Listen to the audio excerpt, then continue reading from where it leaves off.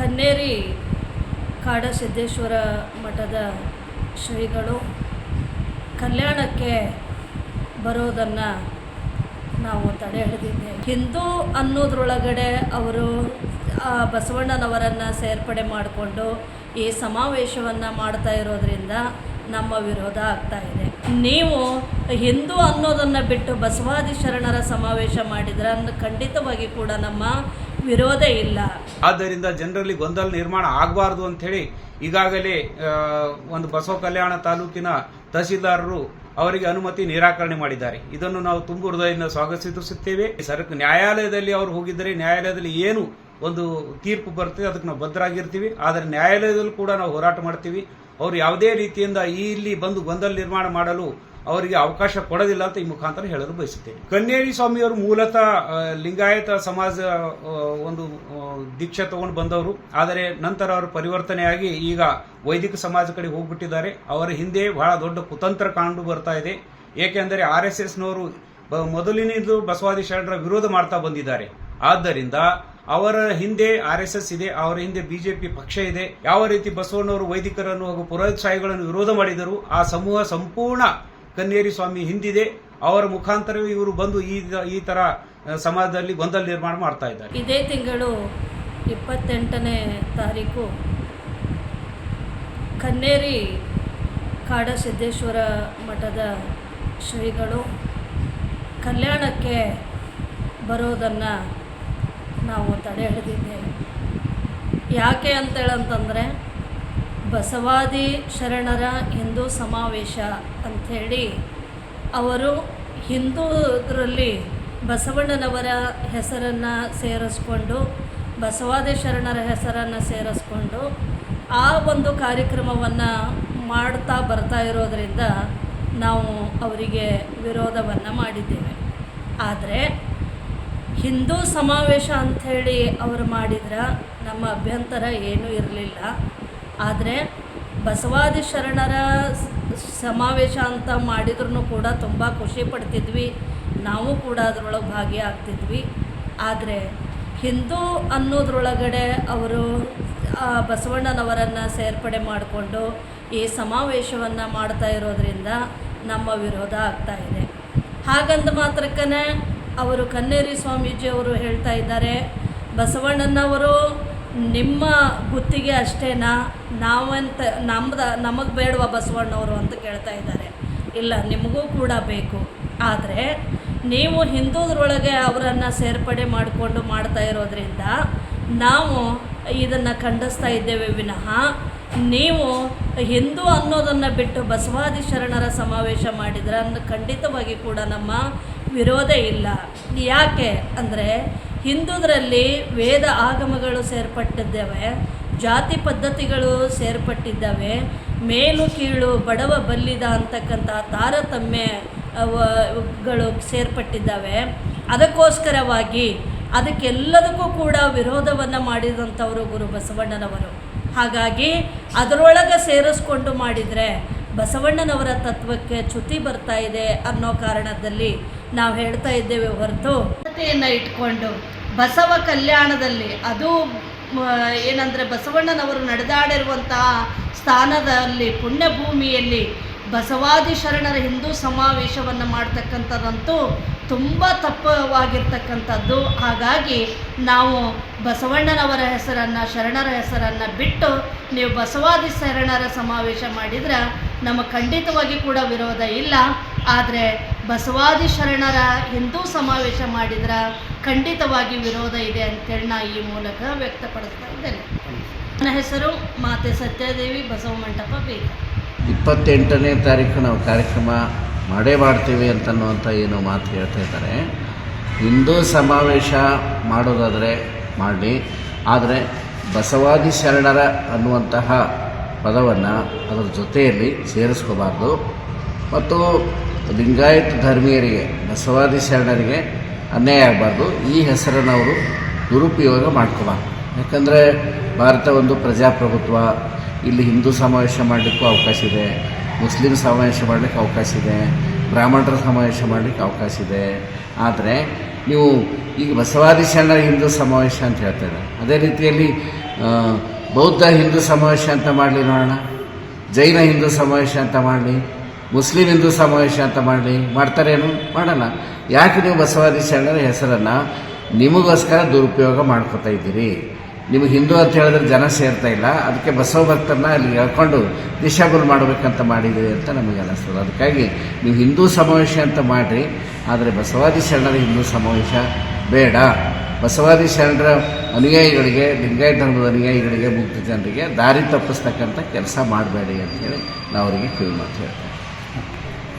ಚನ್ನಬಸವಾನಂದ ಸ್ವಾಮೀಜಿ, ಪೀಠಾಧ್ಯಕ್ಷರು, ಚನ್ನಬಸವೇಶ್ವರ ಜ್ಞಾನಪೀಠ ಬೆಂಗಳೂರು ಮತ್ತು ರಾಷ್ಟ್ರೀಯ ಬಸವರ ಕೇಂದ್ರ ಸಮಿತಿ ಅಧ್ಯಕ್ಷರು.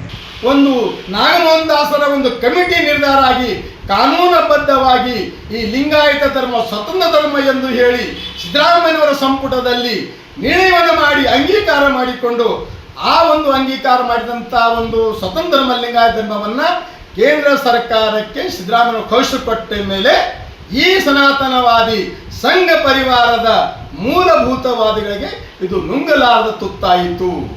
ಆ ಒಂದು ಕಾರಣಕ್ಕಾಗಿ ಇವತ್ತು ಈ ಕರ್ನಾಟಕದಲ್ಲಿ ಸ್ವತಂತ್ರ ಲಿಂಗಾಯತ ಎಂಬ ಹೋರಾಟ ನಡೆಯಲೇಬಾರದು ಅನ್ನುವಂಥ ಹಿನ್ನೆಲೆಯಲ್ಲಿ ಇವತ್ತು ಬಸವಾದಿ ಶರಣರ ಹಿಂದೂ ಸಮಾವೇಶದ ಒಂದು ಹುನ್ನಾರ ಇದು ಕರ್ನಾಟಕದಲ್ಲಿ ಮುದ್ದೇಬಿಹಾರಿನ ಬಾಪುಗೌಡ ರೆಡ್ಡಿ ಮನೆತನದ ಕನೇರಿಯ ಸ್ವಾಮಿ ಮುಖಾಂತರ ಇವತ್ತು ಲಿಂಗಾಯತರನ್ನ ಛಿದ್ರ ಮಾಡುವಂತ ಹುನ್ನಾರವೇ ಈ ಬಸವ ಕಲ್ಯಾಣದಲ್ಲಿರ್ತಕ್ಕಂಥ ಶಿವಶರಣರ ಹಿಂದೂ ಸಮಾವೇಶದ ಮೂಲ ಉದ್ದೇಶವಾಗಿದೆ ಅನ್ನುವುದನ್ನು ಸ್ಪಷ್ಟಪಡಿಸಲಿಕ್ಕೆ ನಾನು ಅದಕ್ಕೆ ಲಿಂಗಾಯತ ಜನರು ಇವತ್ತು ನೀವು ಅರ್ಥ ಮಾಡ್ಕೊಳ್ಬೇಕು.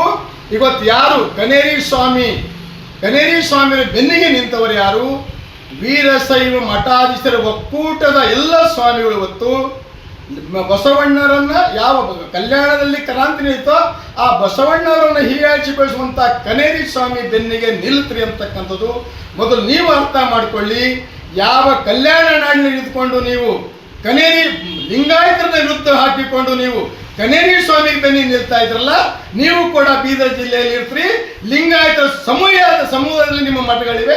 ಅವತ್ತು ನಾವು ಮುಂದೆ ಇದ್ರ ಬಗ್ಗೆ ವಿಚಾರ ಮಾಡಬೇಕಾಗ್ತಂತ ನಾವು ಸೂಚನೆ ಕೊಡ್ಬೇಕಾಗ್ತದೆ. ಇವತ್ತ ವೀರಶೈವ ಮಠಾಧೀಶರ ಒಕ್ಕೂಟ ಇದೆ. ಇವತ್ತು ಅವರಿಂದ ಯಾವ ನಮ್ಮ ಜಿಲ್ಲೆಯ ಬಸವಲಿಂಗಪಟ್ಟ ದೇವರು ಹಿರೇಮಠ ಮಠಾಧೀಶರ ಒಕ್ಕೂಟದ ಅಧ್ಯಕ್ಷರಾಗಿದ್ದುಕೊಂಡು ಅವರನ್ನ ಬೇರೆ ಖುಷಿ ಪಡ್ತಾ ಇದ್ರಲ್ಲ. ಜಿಲ್ಲಾಡಳಿತ ಮತ್ತು ಸರ್ಕಾರ ಒಂದು ಕ್ರಮ ತಗೊಂಡಿದೆ. ಅದರ ಮುಖಾಂತರ ಅವರು ಬಂದಿದ್ರಲ್ಲಿ ಕಾನೂನು ಸುವ್ಯವಸ್ಥೆ ಕೆಟ್ಟು ಹೋಗುತ್ತದೆ ಅನ್ನುವ ಭಾವನೆ ಜನರಲ್ಲಿ ಮೂಡಿ ಬಂದಿದೆ. ಆದ್ದರಿಂದ ಜನರಲ್ಲಿ ಗೊಂದಲ ನಿರ್ಮಾಣ ಆಗಬಾರದು ಅಂತ ಹೇಳಿ ಈಗಾಗಲೇ ಒಂದು ಬಸವ ಕಲ್ಯಾಣ ತಾಲೂಕಿನ ತಹಸೀಲ್ದಾರರು ಅವರಿಗೆ ಅನುಮತಿ ನಿರಾಕರಣೆ ಮಾಡಿದ್ದಾರೆ. ಇದನ್ನು ನಾವು ತುಂಬು ಹೃದಯದಿಂದ ಸ್ವಾಗತಿಸುತ್ತೇವೆ ಹಾಗೂ ಸರ್ಕಾರಕ್ಕೆ ಅಭಿನಂದಿಸುತ್ತೇವೆ. ಆದರೆ ಈ ನ್ಯಾಯಾಲಯದಲ್ಲಿ ಅವರು ಹೋಗಿದ್ದರೆ ನ್ಯಾಯಾಲಯದಲ್ಲಿ ಏನು ಒಂದು ತೀರ್ಪು ಬರ್ತದೆ ಅದಕ್ಕೆ ನಾವು ಬದ್ಧರಾಗಿರ್ತೀವಿ. ಆದರೆ ನ್ಯಾಯಾಲಯದಲ್ಲೂ ಕೂಡ ನಾವು ಹೋರಾಟ ಮಾಡ್ತೀವಿ. ಅವರು ಯಾವುದೇ ರೀತಿಯಿಂದ ಇಲ್ಲಿ ಬಂದು ಗೊಂದಲ ನಿರ್ಮಾಣ ಮಾಡಲು ಅವರಿಗೆ ಅವಕಾಶ ಕೊಡೋದಿಲ್ಲ ಅಂತ ಈ ಮುಖಾಂತರ ಹೇಳಲು ಬಯಸುತ್ತೇನೆ. ಕನ್ನೇರಿ ಸ್ವಾಮಿಯವರು ಮೂಲತಃ ಲಿಂಗಾಯತ ಸಮಾಜ ಒಂದು ದೀಕ್ಷೆ ತಗೊಂಡು ಬಂದವರು. ಆದರೆ ನಂತರ ಅವರು ಪರಿವರ್ತನೆಯಾಗಿ ಈಗ ವೈದಿಕ ಸಮಾಜ ಕಡೆ ಹೋಗ್ಬಿಟ್ಟಿದ್ದಾರೆ. ಅವರ ಹಿಂದೆ ಬಹಳ ದೊಡ್ಡ ಕುತಂತ್ರ ಕಂಡು ಬರ್ತಾ ಇದೆ. ಏಕೆಂದರೆ RSSನವರು ಮೊದಲಿನಿಂದ ಬಸವಾದಿ ಶರಣರ ವಿರೋಧ ಮಾಡ್ತಾ ಬಂದಿದ್ದಾರೆ. ಆದ್ದರಿಂದ ಅವರ ಹಿಂದೆ RSS ಇದೆ, ಅವರ ಹಿಂದೆ ಬಿಜೆಪಿ ಪಕ್ಷ ಇದೆ. ಇವರೆಲ್ಲರೂ ಕೂಡ ಚುನಾವಣೆ ಸಮಯದಲ್ಲಿ ಗೊಂದಲ ನಿರ್ಮಾಣ ಮಾಡಬೇಕು.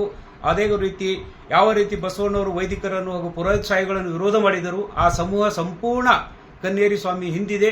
ಅವರ ಮುಖಾಂತರವೇ ಇವರು ಬಂದು ಈ ತರ ಸಮಾಜದಲ್ಲಿ ಗೊಂದಲ ನಿರ್ಮಾಣ ಮಾಡ್ತಾ ಇದ್ದಾರೆ. ತಿಳ್ಕೊಳ್ಳಕ್ಕೆ ಲಿಂಗಾಯತರು ಹೇಳುತ್ತಿದ್ದಾರೆ ಅಂತ ನೋಡ್ರಿ, ಇದು 12ನೇ ಶತಮಾನದಲ್ಲಿ ಸ್ಥಾಪನೆಯಾದ ಲಿಂಗಾಯತ ಧರ್ಮ. ನಾವೆಲ್ಲರೂ ಭಾರತ ದೇಶದವರು, ನಾವು ಈ ದೇಶದ ಸಂಸ್ಕೃತಿಯನ್ನು ಒಪ್ಕೊಂಡಿದ್ದೀವಿ. ಆದರೆ ಧರ್ಮ ಸಿದ್ಧಾಂತಗಳನ್ನು ನಾವು ನಮ್ಮ ಮಠಾಧಿಪತಿಗಳಾಗಲಿ ಹಿರಿಯರಾಗಲಿ ಪ್ರಚಾರ ಸರಿಯಾಗಿ ಮಾಡಿಲ್ಲ, ಇದಕ್ಕೆ ನಾವು ಒಪ್ಕೊಳ್ತೀವಿ. ಆದರೆ ಇವಾಗ ಈ ಧರ್ಮದ ಪ್ರಚಾರ ಬಹಳ ಉನ್ನತ ಮಟ್ಟದಲ್ಲಿ ನಡೀತಾ ಇದೆ. ಯುವಕರಲ್ಲಿಯೂ ಕೂಡ ಬಸವಾದಿ ಶರಣರ ತತ್ವ ಸಿದ್ಧಾಂತಗಳಿಗೆ ಚರ್ಚೆ ನಡೀತಾ ಇದೆ. ಈಗ ಆಧುನಿಕವಾದ ವಿಚಾರಗಳು ಬಸವ ತತ್ವದಲ್ಲಿದೆ. ಈ ಒಂದು ಆಧುನಿಕ ವಿಚಾರಗಳು, ಬಸವಣ್ಣನವರ ವಿಚಾರಗಳು ಕೇವಲ ಕರ್ನಾಟಕ ಮತ್ತು ರಾಷ್ಟ್ರಕ್ಕೆ ಸೀಮಿತ ಆಗಿಲ್ಲ, ಅಂತಾರಾಷ್ಟ್ರ ಮಟ್ಟದಲ್ಲಿ ಕೂಡ ಈ ಚರ್ಚೆ ನಡೀತಾ ಇದೆ. ಆದ್ದರಿಂದ ಈ ಒಂದು ಪುರೋಹಿತಶಾಹಿಗಳು, ಮನುವಾದಿಗಳು ಈ ಒಂದು ತತ್ವ ಸಿದ್ಧಾಂತ ಪ್ರಚಾರ ಆಗಬಾರ್ದು ಅಂತ 12ನೇ ಶತಮಾನದಿಂದ ಇಲ್ಲಿಯವರೆಗೆ ಹೋರಾಟ ಮಾಡ್ತಾ ಇದ್ದಾರೆ.